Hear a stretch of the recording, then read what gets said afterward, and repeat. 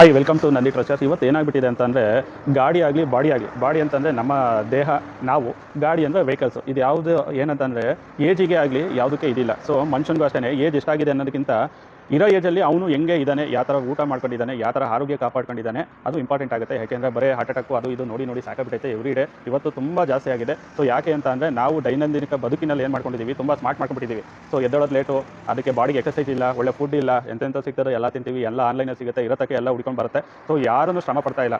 So ಹಂಗಾಗಿ ಏನು ಮಾಡ್ತಾ ಇರೋ ಎಲ್ಲರಿಗೂ ಹೆಲ್ತ್ ಇಶ್ಯೂಸ್ ಆಗಿ ಸ್ವಲ್ಪ ಸಮಸ್ಯೆ ಆಗ್ತಾ ಇದೆ. ಸೊ ಆದಷ್ಟು ಆರೋಗ್ಯದ ಬಗ್ಗೆ ಕಾಳಜಿ ಕೊಡಿ. ಸೊ ಫಿಸಿಕಲ್ ಆಕ್ಟಿವಿಟೀಸ್ ಮಾಡ್ಕೊಳ್ಳಿ. ಸೊ ಇದೇನಪ್ಪ ಕಾರ್ ಶೋರೂಮಲ್ಲಿ ಇದ್ರ ಬಗ್ಗೆ ಹೇಳ್ತಾರೆ ಅಂತ ಅನ್ಕೋಬೇಡಿ. ಗಾಡಿನೂ ಅಷ್ಟೇ. ಸೊ ಗಾಡಿ 10,000 20,000 ಓಡಿದೆ ಅನ್ನೋದಕ್ಕಿಂತ 80,000 ಲಕ್ಷ ಓಡೋದು ಗಾಡಿ ಹೆಂಗೆ ಮೇಂಟೈನ್ ಮಾಡಿದ್ದಾರೆ, ಗಾಡಿ ಕಂಡೀಷನ್ ಹೇಗಿದೆ, ಅದ್ರ ಮೇಲೆ ಡಿಸೈಡ್ ಮಾಡ್ಕೊಳ್ಳಿ. ಯಾಕೆಂತಂದರೆ ಹೊಸ ಗಾಡಿಗಳೇ PDIನಲ್ಲಿ ಫೇಲ್ಯೂರ್ ಆಗುತ್ತೆ, ಇಂಜಿನ್ ಫೇಲ್ಯೂರ್ ಆಗುತ್ತೆ, ಟ್ರಾನ್ಸ್ಮಿಷನ್ ಫೇಲ್ಯೂರ್ ಆಗುತ್ತೆ, ಏನು ಬೇಕಾದ್ರೂ ಫೇಲ್ಯೂರ್ ಆಗ್ಬೋದು.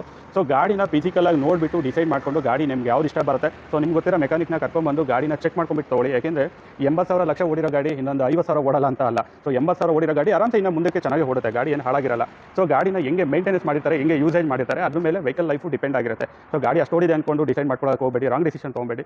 ಮಾಡಲ್ ಕಡಿಮೆ ಆದರೂ ಗಾಡಿ ಮೇಂಟೆನೆನ್ಸ್ ಹೆಂಗಿರುತ್ತೆ, ಅದ್ರ ಮೇಲೆ ವೆಹಿಕಲ್ ಕ್ವಾಲಿಟಿ, ಡ್ಯೂರಬಿಲಿಟಿ ಇದೆಲ್ಲ ಡಿಪೆಂಡ್ ಆಗಿರುತ್ತೆ. ಅದಾದಮೇಲೆ ನೀವು ಹೆಂಗೆ ತೊಗೊಂಡು ಯೂಸ್ ಮಾಡ್ತೀರಾ ಅದ್ರ ಮೇಲೆ ಡಿಪೆಂಡ್ ಆಗುತ್ತೆ. ಮತ್ತು ಓನರ್ಶಿಪ್ ಜಾಸ್ತಿ ಆದಷ್ಟು ಗಾಡಿ ಅನ್ಕಂಡೀಷನ್ ಆಗಿರುತ್ತೆ ಅಂದ್ಕೊಳ್ಳೋದು ಭಾಳ ತಪ್ಪು. ಯಾಕೆಂದರೆ ಸಪೋಸ್ ನೀವೇ ಆದರೆ ಬೈಯರ್ ಆದರೆ ಸೊ ವೆಹಿಕಲ್ನ ಒಂದು ಪರ್ಚೇಸ್ ಮಾಡ್ತೀರಾ, ಪರ್ಚೇಸ್ ಮಾಡಿದಾದಮೇಲೆ ಏನು ಪೆಂಡಿಂಗ್ ವರ್ಕ್ ಇರುತ್ತೆ ನೀವು ಅದನ್ನು ಅಪ್ಡೇಟ್ ಮಾಡ್ಕೊಂಡು ಗಾಡಿ ಯೂಸ್ ಮಾಡ್ತೀರಾ. ಬಿಕಾಸ್ ಆಫ್ ಸಮ್ ಕಮಿಟ್ಮೆಂಟಿಗೆ ಗಾಡಿನ ಸೇಲ್ ಮಾಡ್ತೀರಾ. ನೆಕ್ಸ್ಟ್ ಬೈಯರ್ ತೊಗೊಂಡು ಅಷ್ಟೇ ಅವ್ರು ಏನು ಪೆಂಡಿಂಗ್ ಇರುತ್ತೆ ಅದನ್ನು ಕ್ಲಿಯರ್ ಮಾಡ್ಕೊಂಡು ಅಪ್ಡೇಟ್ ಮಾಡ್ತಾ ಹೋಗ್ತಾರೆ. ಓನರ್ಶಿಪ್ ಜಾಸ್ತಿ ಆದಷ್ಟು ವೆಹಿಕಲ್ ಅಪ್ಡೇಟ್ ಆಗ್ತಾ ಹೋಗುತ್ತೆ ಹೊರತು ಯಾವುದನ್ನು ನೆಗ್ಲೆಕ್ಟ್ ಮಾಡಿ ಬಿಡೋದಿಲ್ಲ. ಸೊ ವೆಹಿಕಲ್ ಓನರ್ಶಿಪ್ಗೂ ವೆಹಿಕಲ್ ಕಂಡೀಷನ್ಗೂ ಮ್ಯಾಟರ್ ಆಗೋದಿಲ್ಲ, ವೆಹಿಕಲ್ ರನ್ನಿಂಗ್ ಕಿಲೋಮೀಟರ್ಗೂ ಮತ್ತು ವೆಹಿಕಲ್ ಇದಕ್ಕೂ ಮ್ಯಾಟರ್ ಆಗೋದಿಲ್ಲ. ಸೊ ಮಾಡಲು ಎಷ್ಟೇ ಹಳೇದಾಗಲಿ ಹೊಸದಾಗಲಿ ವೆಹಿಕಲ್ನ ಫಿಸಿಕಲ್ ಚೆಕ್ ಮಾಡ್ಕೊಂಡು ತೊಗೊಳ್ಳಿ. ಯಾವುದೇ ಕಾರಣಕ್ಕೂ ಎಲ್ಲ ವೆಹಿಕಲ್ಗಳನ್ನ ಫೋಟೋಸು ನೋಡ್ಕೊಂಡು ಡಿಸೈಡ್ ಮಾಡ್ಕೊಳ್ಳೋಕ್ಕಾಗಲ್ಲ. ಮತ್ತು ಮನುಷ್ಯ ಯಾವ ಥರ ಅಪ್ರೋಚ್ ಮಾಡ್ತಾನೆ ಅದನ್ನು ನಂಬ್ಕೊಂಡು ನಾವು ವೆಹಿಕಲ್ನ ಡಿಸೈಡ್ ಮಾಡಿ ತೊಗೊಳಕ್ಕಾಗಲ್ಲ.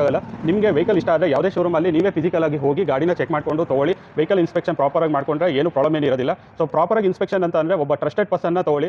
ಇವತ್ತೇನಾಗಿದೆ ಅಂದರೆ ಮೆಕ್ಯಾನಿಕ್ನ ಕರ್ಕೊಂಡು ಹೋಗ್ತೀರಾ, ಅವನು ಮೆಕ್ಯಾನಿಕ್ 10 ಶೋರೂಮಲ್ಲಿ ಲಿಂಕ್ ಇಟ್ಕೊಂಡಿರ್ತಾನೆ. ಸಪೋಸ್ XYZ ಅಂದ್ಕೊಳ್ಳಿ, ನಮ್ಮ ಶೋರೂಮಿಗೆ ಕರ್ಕೊಂಡು ಬರ್ತೀರಾ, ನಾವು ₹1 ಯಾರಿಗೂ ನಾವೇನು ಕಮಿಷನ್ ಕೊಡೋದಿಲ್ಲ, ಏನಿಲ್ಲ. ಅವನಿಗೆ ಎಲ್ಲೂ ರೆವಿನ್ಯೂ ಜನರೇಟ್ ಆಗುತ್ತೆ, ಅಲ್ಲಿ ಕರ್ಕೊಂಡು ಹೋಗಿ ತೋರಿಸಿ ಗಾಡಿ ಕೊಡಿಸ್ತಾನೆ. ಸೊ ಇನ್ ಕೇಸ್ ಸಪೋಸ್ ಅದೆಲ್ಲ ನಾವು ತುಂಬ ಎಕ್ಸ್ಪೆರಿಮೆಂಟಲ್ ನೋಡಿಬಿಟ್ಟಿದ್ದೀವಿ. ಸೊ ಗಾಡಿ ಚೆನ್ನಾಗಿರೋ ಗಾಡಿನ ರಿಜೆಕ್ಟ್ ಮಾಡ್ತಾರೆ, ಬರೋಣ ಇಲ್ಲೇ ತೊಗೊಂಡು ನಾನು ಇನ್ನೊಂದು ಕಡೆ ಗೊತ್ತಿರೋದು ಒಂದು ಐತೆ ಅಂತ ಹೇಳಿ ಕರ್ಕೊಂಡು ಹೋಗಿ ಅವ್ನಿಗೆ ₹10,000 ಕೊಡ್ತಾರೆ. ಅಲ್ಲಿ ಹೋಗಿ ಟೋಪಿ ಬಿದ್ದುಬಿಟ್ಟು ಆಮೇಲೆ ಗಾಡಿ ತೊಗೊಳ್ತೀರಾ. ನಾಳೆ ದಿನ ಸಮಸ್ಯೆ ಆದಾಗ ಸಫರ್ ಪಡಕ್ಕೆ ಹೋಗಬೇಡಿ. ತುಂಬ ಜಿನಿಯನ್ ಪರ್ಸನ್, ನಿಮಗೆ ನಂಬಿಕೆ ಇದ್ದರೆ ಅವ್ರನ್ನ ಮಾತ್ರ ಟ್ರಸ್ಟ್ ಮಾಡಿ. ಯಾವುದೋ XYZ ಪರ್ಸನ್ನ ನಂಬಿ ಮೋಸ ಹೋಗಕ್ಕೆ ಹೋಗಬೇಡಿ.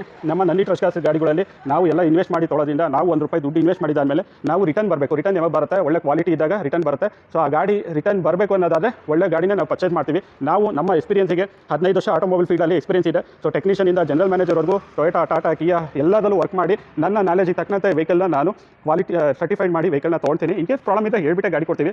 ನನ್ನ ಈ ಒಂದು ಜರ್ನಿಯಲ್ಲಿ ಇಲ್ಲಿವರೆಗೂ ನಮ್ಮ ವೆಹಿಕಲ್ಲು ಯಾವುದು ಕ್ಯಾನ್ಸಲ್ ಆಗಿ ಇಲ್ಲ ರಿಟರ್ನ್ ಆಗಿ ಯಾವುದೇ ಕಾರಣಕ್ಕೂ ಬಂದಿಲ್ಲ. ನೀವು ಬೇಕಾದ್ರೆ ನಮ್ಮದು ಕಂಪ್ಲೀಟ್ ಕಸ್ಟಮರ್ಸು ನಾವು ಯಾವ ವೆಹಿಕಲ್ ಸೇಲ್ ಮಾಡಿದ್ರು ಎಲ್ಲ ಆನ್ಲೈನ್ ಪೋರ್ಟಲಲ್ಲೇ ಅಪ್ಡೇಟ್ ಮಾಡ್ತೀವಿ. ಕಸ್ಟಮರ್ ಡೀಟೇಲ್ಸ್ ಕೊಡ್ತೀವಿ, ಫೀಡ್ಬ್ಯಾಕ್ ಬೇಕಾದ್ರೆ ತೊಗೊಳ್ಳಿ. ನಿಮಗೆ ಅದು ಜಿನಿಯನ್ ಅಂತ ಅನಿಸಿದ್ರೆ ಮಾತ್ರ ವೆಹಿಕಲ್ನ ಬಂದು ತೊಗೊಳ್ಳಿ. ಟ್ಯಾಂಪರ್ ಏನೋ ಆಗಿದ್ರೆ ಟ್ಯಾಂಪರ್ ಆಗಿದೆ ಅಂತಲೇ ಹೇಳ್ಬಿಟ್ಟು ಕೊಡ್ತೀವಿ. ಆಕ್ಸಿಡೆಂಟ್ ಆಗಿದ್ರೆ ಆಕ್ಸಿಡೆಂಟ್ ಏನೋ ಇದ್ದರೆ ರಿಪೇರ್ ಇದ್ರೂ ರೀಪೇಂಟ್ ಇದ್ರೂ ಹೇಳ್ಬಿಟ್ಟೆ ಕೊಡ್ತೀವಿ. ಟ್ರಸ್ಟ್ ಮಾಡಿ ಆರಾಮ್ಸೆ ಗಾಡಿಗಳನ್ನ ತೊಗೊಬೋದು. ನಮ್ಮ ಇನ್ವೆಂಟ್ರಿ ಗಾಡಿಗಳು ಬೇಕು ಅಂದರೆ ಜಸ್ಟ್ ವಾಟ್ಸಪ್ ಕ್ಯಾಟ್ಲಾಗ ಚೆಕ್ ಮಾಡ್ಕೊಬೋದು. ವಾಟ್ಸಪ್ಪಲ್ಲಿ ಹಾಯ್ ಅಂತ ಮೆಸೇಜ್ ಮಾಡಿ, ರಿಪ್ಲೈ ಮೆಸೇಜ್ ಬರುತ್ತೆ. ರಿಪ್ಲೈ ಮೆಸೇಜಲ್ಲಿ ಒಂದು ಆಟೋ ಲಿಂಕ್ ಬರುತ್ತೆ. ಲಿಂಕ್ನ ಪ್ರೆಸ್ ಮಾಡಿದ್ರೆ ನಮ್ಮ ನಂದಿ ಟ್ರಸ್ಟ್ ಕಾಸಲ್ಲಿರುವಂಥ ಕಂಪ್ಲೀಟ್ ಇನ್ವೆಂಟ್ರಿ ವೆಹಿಕಲ್ದು ಕ್ಯಾಟ್ಲಾಗ್ ಓಪನ್ ಆಗುತ್ತೆ. ಅದರಲ್ಲಿ ಪ್ರೈಸಸ್, ಫೋಟೋಸ್ ಎಲ್ಲ ಮೆನ್ಷನ್ ಆಗಿರುತ್ತೆ. ಬೆಸ್ಟ್ ಡೀಲ್ ಬರಬೇಕು ಅಂದರೆ ಬೆಸ್ಟ್ ಡೀಲಿಗೆ ಶೋರೂಮ್ಗೆ ವಿಸಿಟ್ ಮಾಡಬೇಕು. ಬರೀ ಕಾಲ್ ಮಾಡಿ ಮೆಸೇಜ್ ಮಾಡೋದ್ರಿಂದ ನಾನು ಫೈನಲ್ ಪ್ರೈಸ್ ಹೇಳೋದಿಲ್ಲ. 2013 ಆ್ಯಂಡ್ ಎಬೋ ಮಾಡಲ್ಗೆ ಲೋನ್ ಕೂಡ ಆಗುತ್ತೆ. ಸೊ ಯಾವುದೇ ರೀತಿ ನಿಮ್ಮ ದುಡ್ಡಿಗೆ ಮೋಸ ಆಗೋ ಥರ ನಾವು ಗಾಡಿ ಸೇಲ್ ಮಾಡೋದಿಲ್ಲ. ಇನ್ ಕೇಸ್ ಆ ಥರ ಏನಾರು ಫೀಲ್ ಇತ್ತು ಅಂದರೆ ನೀವು ಆರಾಮ್ಸೆ ಡೈರೆಕ್ಟಾಗಿ ಬಂದು ವಿಸಿಟ್ ಮಾಡ್ಬೋದು ಅಂತ ಹೇಳ್ತಾ ಈ ವಿಡಿಯೋನ ಎಂಡ್ ಮಾಡ್ತಾಯಿನಿ. Thank you.